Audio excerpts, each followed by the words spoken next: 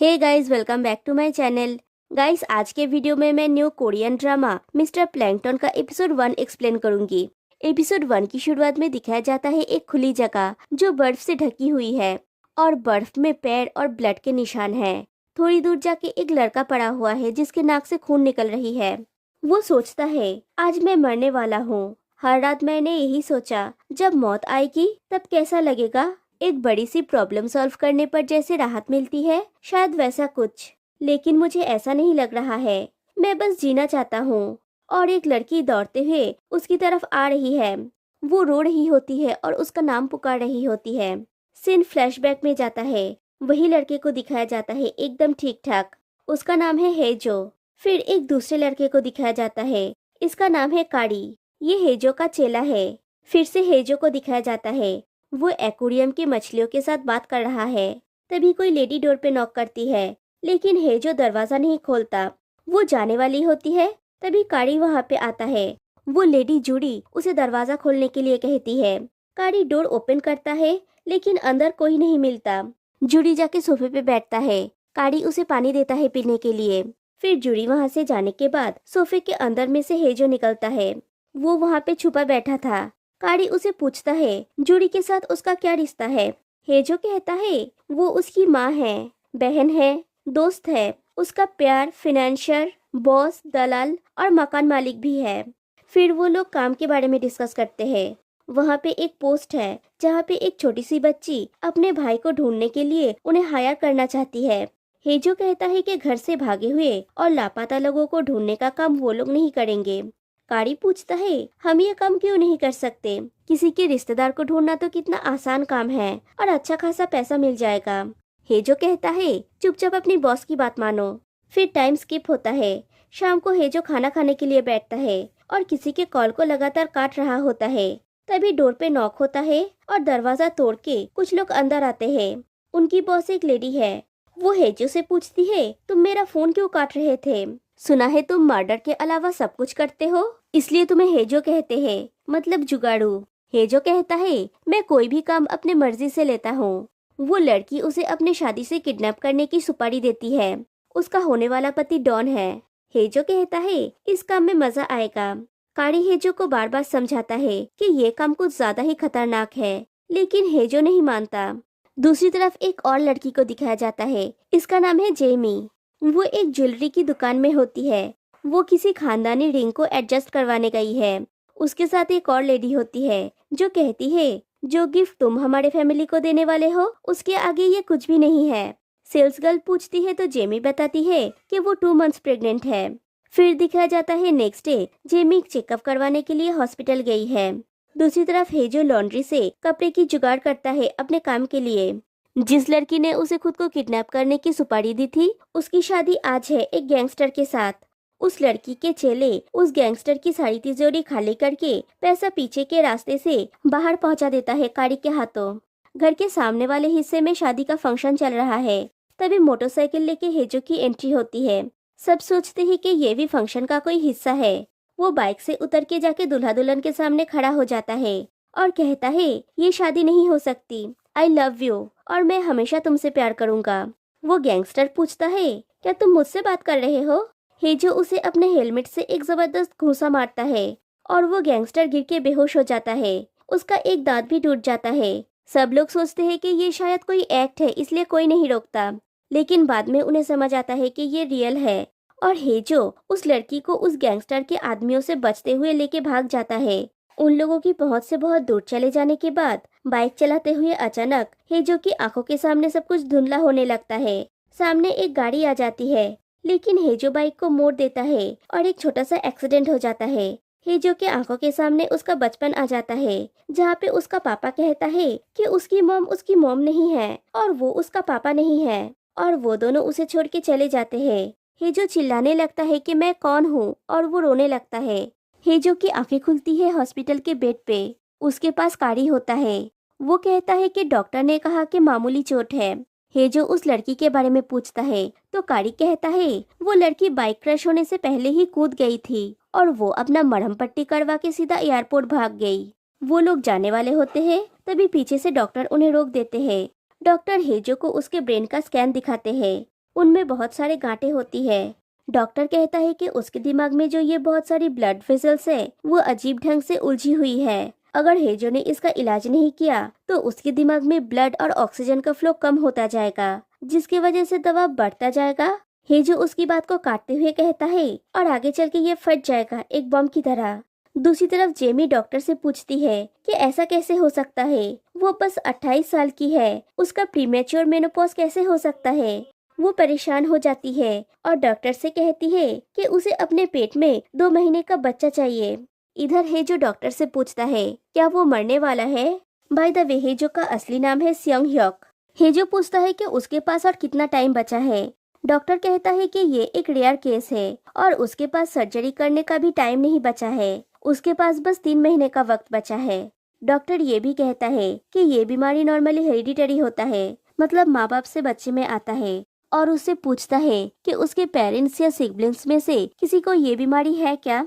हेजो कहता है आपको पता है मैं अपने पेरेंट्स को जानता तक नहीं, प्यार तो नहीं पर बीमारी दे दी, वो भी दिमाग में टाइम बम वाली। ये तो बड़ी नाइंसाफी है।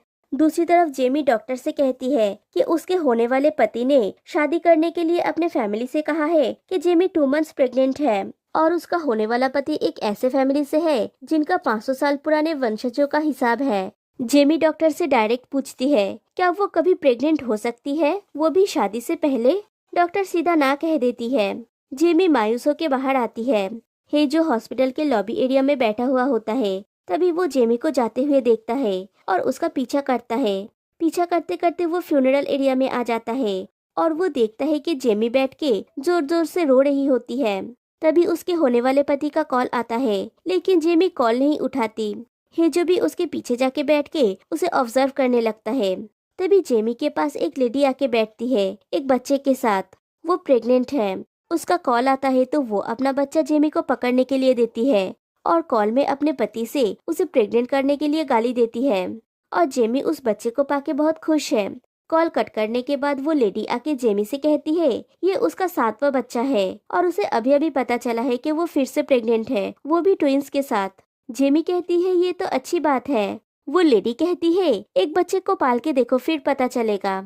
जेमी कहती है तो फिर एक बच्चा मुझे दे दीजिए और उस लेडी को उसका बच्चा देने से इनकार कर देती है। वो लेडी किसी तरह से अपने बच्चे को उससे छुड़ा कर लेके चली जाती है और जेमी जमीन में बैठ के दहाड़ मार के रोने लगती है कि सबके बच्चे हो सकते हैं तो मेरे क्यों नहीं हो सकते। 3 दिन में मेरी शादी है और मुझे खानदान का वारिस को पैदा करना है, लेकिन मैं नहीं कर सकता इस प्रीमेच्योर मेनोपॉज की वजह से। फिर जेमी हॉस्पिटल से बाहर आती है। बहुत तेज की बारिश हो रही है। वो बारिश में चलने लगती है तो कोई उसके हाथ में एक छाता थमा के चला जाता है। जेमी उसका चेहरा नहीं देख पाती।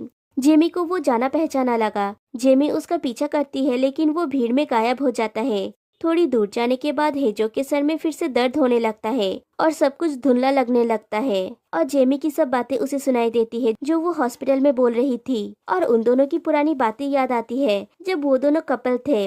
जेमी का सपना था कि वो माँ बनना चाहती है, क्योंकि उसे अपने माँ का प्यार कभी नहीं मिला तो वो अपने बच्चे को बहुत प्यार करेगी और कभी खुद से अलग नहीं करेगी। लेकिन हेजो ने कहा था कि जेमी एक बहुत अच्छी वाइफ बनेगी, लेकिन एक अच्छी माँ कभी नहीं बन पाएगी, क्योंकि प्यार विरासत में मिलता है और उन दोनों को कभी अपने माँ बाप से प्यार मिला ही नहीं। और जिन्हें माँ बाप का प्यार नहीं मिला वो अपने बच्चों को सिर्फ दुख देते हैं और वो दोनों अच्छे पेरेंट्स कभी नहीं बन सकते। और उन दोनों के ब्रेकअप के टाइम पे जेमी ने कही थी कि तुम अपनी जिंदगी अकेले ही बिताओगे और किसी सड़क के किनारे अकेले मरना पड़ेगा। और हेजो ने कहा था जेमी अब तुम्हारे साथ मजा नहीं आ रहा, और दोनों का ब्रेकअप हो गया था। कहानी प्रेजेंट में आती है और हेजो जेमी को जाते हुए देखता है। फिर उस गैंगस्टर को दिखाया जाता है जिसके ब्राइड को हेजो ने भगाया था।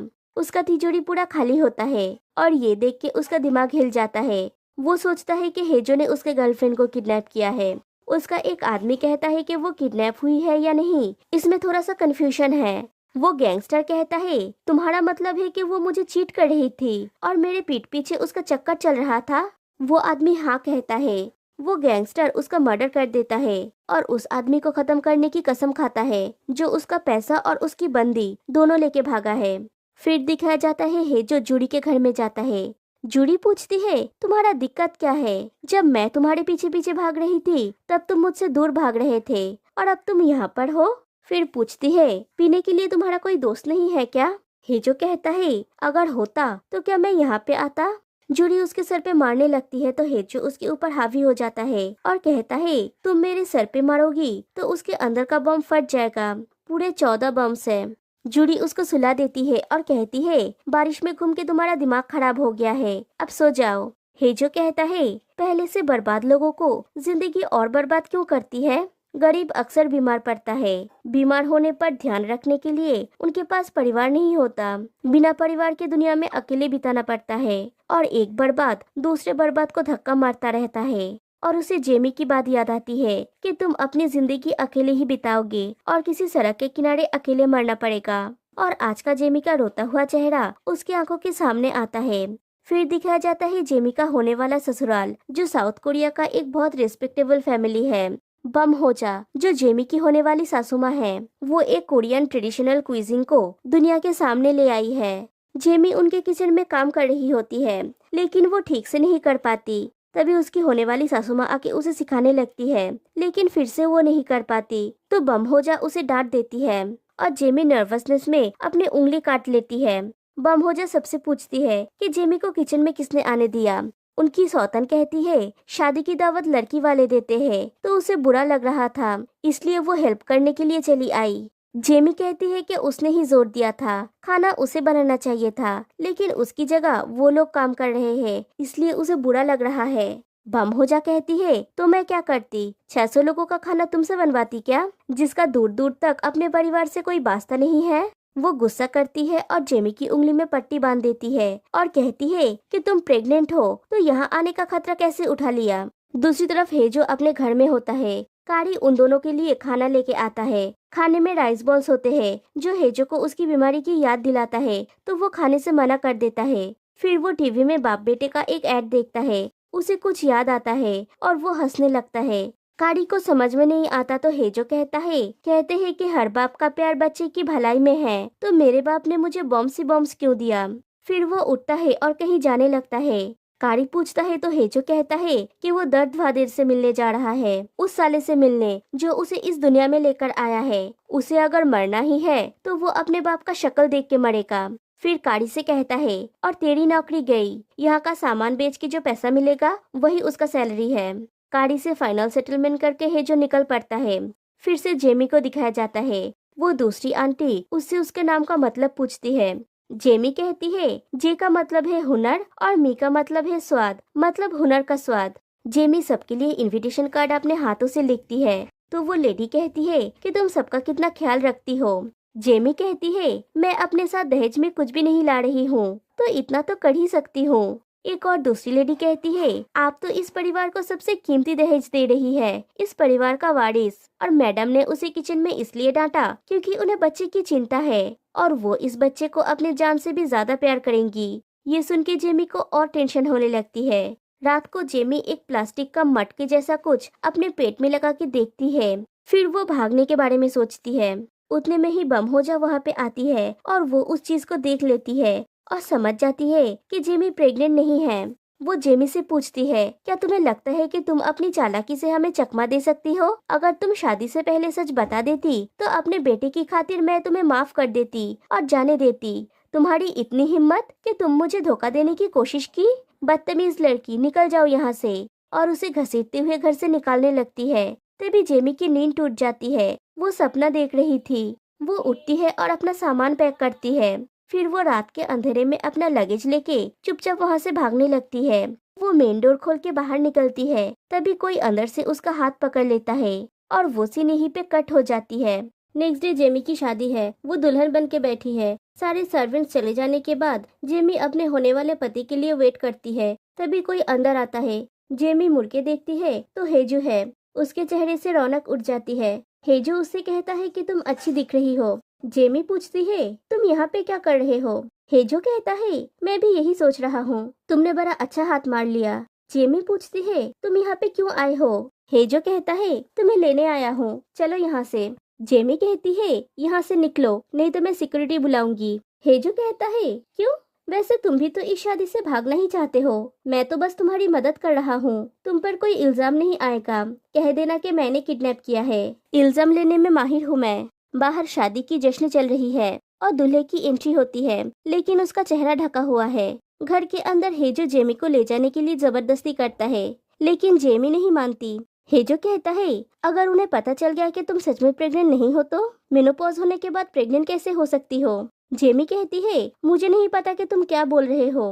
हेजो कहता है तुम्हें अच्छे से पता है, तुम इन लोगों को ठग रही हो और ये एक क्राइम है। जेमी पूछती है तुम मुझे ब्लैकमेल कर रहे हो। हेजो कहता है तुम्हारा साथ मांग रहा हूँ, और वो अपना हाथ बढ़ा देता है। तभी दरवाजा खोल के दूल्हा अंदर आता है और यहीं पे एपिसोड 1 एंड हो जाती है।